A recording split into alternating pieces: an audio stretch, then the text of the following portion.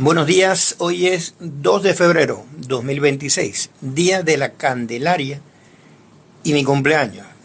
Gracias a Dios no me pusieron Candelario, sería Candelario Ruiz. Si fuera por el Santoral, ahí estaríamos.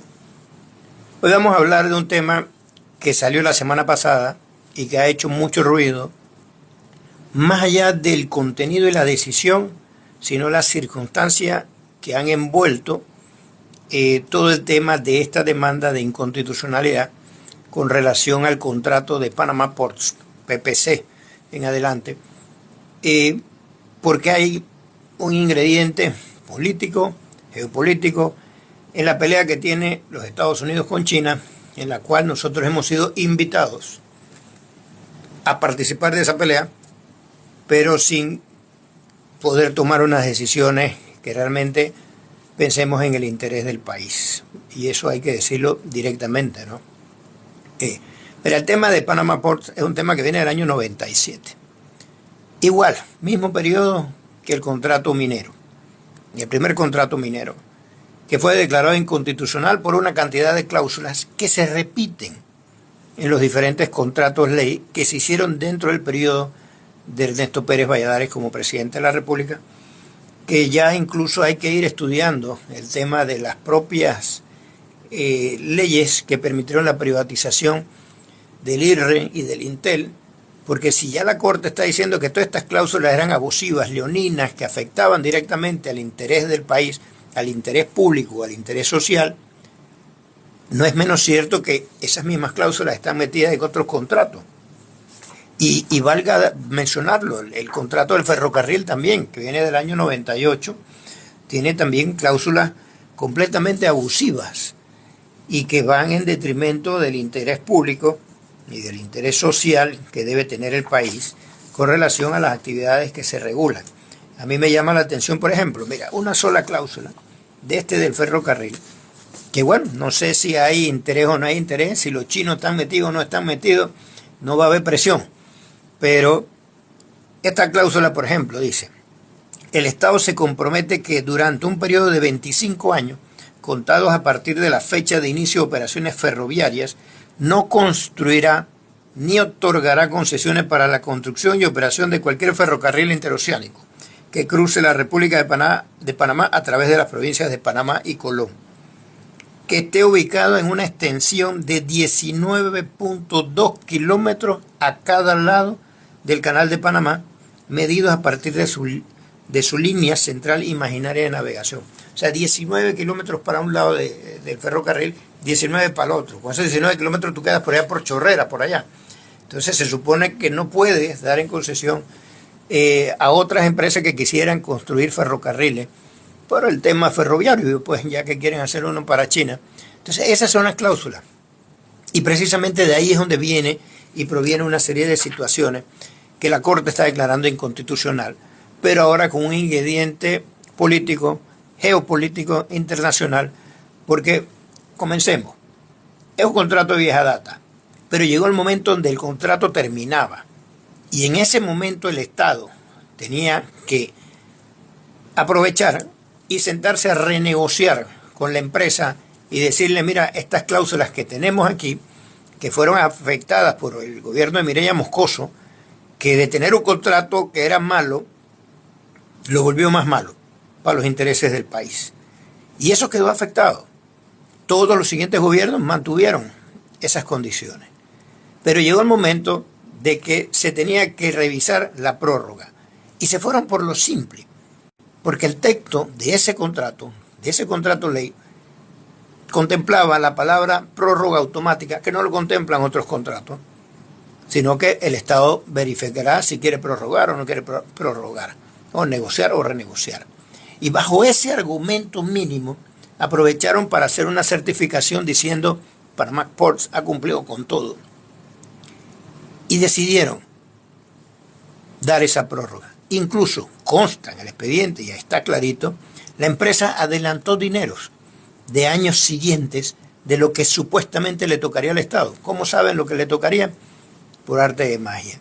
Y el gobierno, en situación de pandemia, también recibió otra cantidad de millones de dólares adelantados antes de prorrogar el contrato. Ya con eso ya estábamos mal. Eso yo lo demandé en la Corte en el 2021. La Corte política me rechaza la demanda porque según ellos yo no podía demandar la resolución, sino que tenía que demandar la certificación, que para mí es un acto de mera comunicación, porque la que le da sustento es la resolución. Pero bueno, la Sala Tercera decidió no admitirla y me dijo, usted tiene que demandar la certificación. Y yo, obediente, volví y presenté la demanda contra la certificación, pero en mi demanda le hacía la salvedad todavía de que lo estoy haciendo porque ustedes me dijeron, pero para mí la certificación es el acto de mera comunicación, donde le dicen a la empresa, usted cumplió y le vamos a prorrogar. Pero bueno, se admitió esa demanda y de ahí ha sido un calvario por largo tiempo con las actuaciones que ha hecho los abogados de Panama Ports, presentando un sinnúmero de acciones. Y bueno, ese es su derecho, esa es su forma de defensa. Pero en ese interín, porque hasta ahora es que nosotros vamos al periodo de prueba en la demanda de nulidad, porque era una demanda dirigida exclusivamente a la prórroga, en el sentido de que esa prórroga no era válida porque la Contraloría no había refrendado y faltaban una serie de procesos y procedimientos que la Corte al final los ha señalado. Pero había que tener claro, ¿no?, que lo que se demandaba era eso en búsqueda de una mejor negociación, a diferencia de lo que se demandó en la Corte, que fue la totalidad y acabar por completo el contrato, que ahí es donde entra la figura geopolítica de la presión internacional, y ustedes lo han visto al embajador Cabrera, que hace lo que quiere, como cualquier camión de carretera, y entonces empuja y presiona para conseguir logros que creen que son medallitas que se pueden colocar. Y se provoca el tema de la discusión y la presión internacional con el tema de la venta de los puertos, que si hay o no hay, que cuánto es el costo, que la influencia maligna de China. Entonces una serie de situaciones que provocaron igualmente una decisión de la Corte a raíz de una demanda, porque el gobierno de Trump, desde que sube en enero, va con la idea de recuperar el canal de Panamá y va con el tema de la influencia china y que los puertos los maneja China. Y en eso se presentan la demanda de inconstitucionalidad del abogado Castro y Macías, y luego la Contraloría se sube en el barco también con otra demanda de inconstitucionalidad, con otros argumentos, más dirigidos a la fiscalización de la Contraloría, que es la que iba en base a lo que yo pensaba. Y al final tenemos que se desarrolla y se toma una decisión, ¿no? Una decisión que está aquí, o sea, 69 páginas entre todos los argumentos y todas las situaciones. Y se determina que hubo violaciones a la Constitución porque son contratos que tienen cláusulas leoninas, pero hay muchos, esto no es el único. Hay otros contratos. Lo que habría que ver es el interés real, si efectivamente la Corte va a tener el mismo interés o no. Porque mire, si hablamos del tema del contrato de la mina, que fue declarado inconstitucional, también se demandó una de Veragol, pero ahí está durmiendo el sueño de los justos, con más de 3 años pendiente de un proyecto para que se vaya a resolver. Por eso que muchas veces dicen que la Corte es a base de intereses. Y en este sentido, sí vemos el análisis que ha hecho, y es un análisis que simplemente se le va a tener que hacer a todos los contratos de ley de esos tiempos y de esos acuerdos que se hicieron en su momento, y que en definitiva arriesga mucho el país al estar sometido a presión extranjera para lograr resultados en tiempo. El fallo yo lo sigo leyendo, yo leo 2, 3, 4 para terminar de desarrollar, y en su momento les voy a decir específicamente cuáles son las violaciones que se habían dado y hacia dónde iban dirigidos. Pero sí era importante hablar del tema del fallo, porque esto es una cosa que venía de hace años y no necesariamente fue de este año o del año pasado, que fue cuando se presentaron estas demandas de inconstitucionalidad, y que de una u otra forma buscaban que el Estado se hiciera cargo de los puertos. Pero ahora, mágicamente, ya tenemos quién va a ser el administrador o quién se va a encargar de la transición de los puertos, pero ¿vamos a licitar? ¿O vamos a concesionar directamente? ¿O los gringos ya dijeron a quién quiere que lo maneje? Porque si es Maersk, tienen el ferrocarril, entonces van a tener un monopolio Y precisamente en parte de estas demandas hablan de esos famosos monopolios que tienen el control total de la actividad y de atentan el libre mercado. Van a ser lo que yo pensaría que deberían hacer, pues, más allá que el canal vaya a hacer unos puertos, que sea el canal de Panamá quien administre estos puertos y que lleve la transición completa y que sean los encargados. Pero es una decisión de gobierno.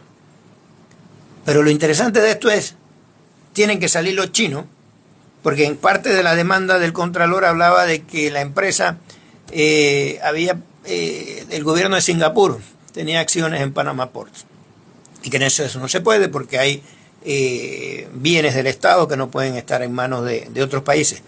Pero la mina, ¿qué pasó? Si las mayores accionistas es el gobierno chino. Entonces, la vara con la que se miden las cosas no es igual para todos. Mientras que acá le decimos a los chinos que se vayan por el tema geopolítico, quieren forzar la apertura de la mina a pesar del fallo de inconstitucionalidad, a pesar de la ley 407, pero allá no ven a los chinos que están dentro metidos ahí. Entonces allá no hay la influencia maligna de China. Así que entonces es un juego de rejuego en donde el que sufre es el Estado. Y cuando decimos el Estado es la población. Porque al final no es que uno no quiera el progreso tiene que llegar, pero con jugadores que jueguen legalmente. Y como dice el fallo que vuelve y se repite y va a servir para cualquier tipo de arbitraje, el tema es la buena fe.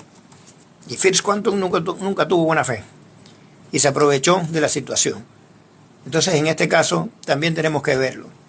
Panama Port no fue un buen jugador para el Estado, pero tampoco lo fue la mina. Y la decisión que afecta a Panama Port también tiene que afectar, porque son decisiones jurisdiccionales, que es la propia Corte.